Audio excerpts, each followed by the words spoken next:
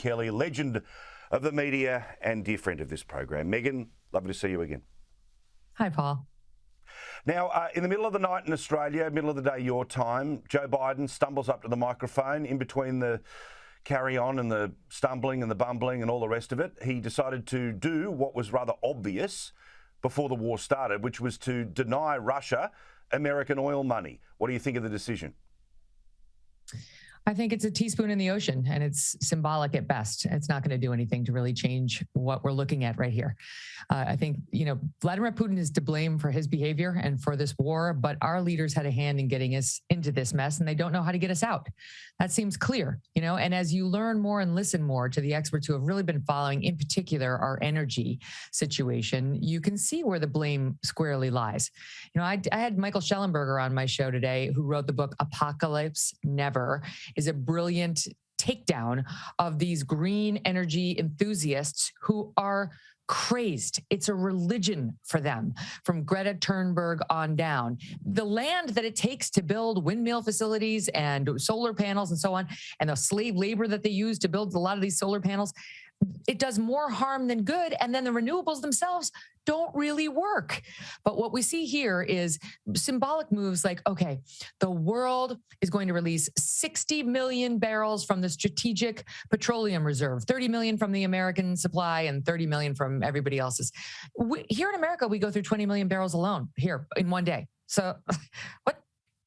They're just trying to fool ma and pa sitting at home who don't have the time to research this stuff into making it look like they're doing something. We're still touting renewables. Jen Psaki, Joe Biden's press secretary, today, as they're looking at almost $7 a gallon gas in California and over $4 on a national average, is looking at the American people and saying the answer is renewables.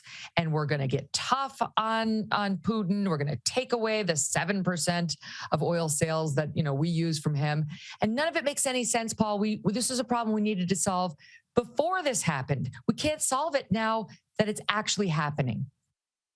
And also, as you say, because there is this religious fervour for people to want to change the world to make them feel more comfortable, you see today from the president, you see it from that idiot Jen Psaki, you see it from the left here in Australia. Oh, the answer is to change everyone over to an electric car tomorrow. So despite the fact that the infrastructure wouldn't be able to support it, in this country It cost $1 trillion to do it. So let's imagine they all got their wish tomorrow. Well, the infrastructure wouldn't work. But then secondly, what a childish way of imagining how to solve a problem is just make the problem go away. Yeah. Well, even Elon Musk was tweeting out saying we're going to have to increase our oil and gas production like immediately. Let's say tomorrow we were able to flip a switch and everybody could drive an electric car. Where are we going to plug them in? Do we have enough plugs for that across the United States, across Australia? And by the way, what will that do to the environment? That amount of battery power, that amount of electricity it takes to plug in the stations and so on.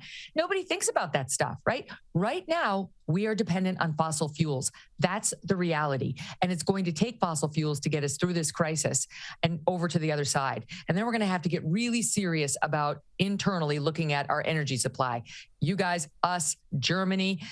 Germany has single-handedly led Europe to energy dependence, despite all of its investments in renewables and the fact that it's now taking its oil and gas from Russia.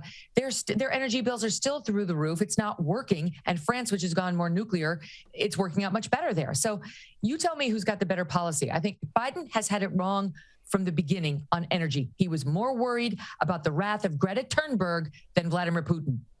Absolutely. Great. Well played, everyone. I hope you all feel good. Yeah. All good. Yeah. All Do we good feel at your good about next ourselves? conferences. Nice and comfortable, in your part of the world. But of course, the further you go from the richer parts of the city, who cares, right?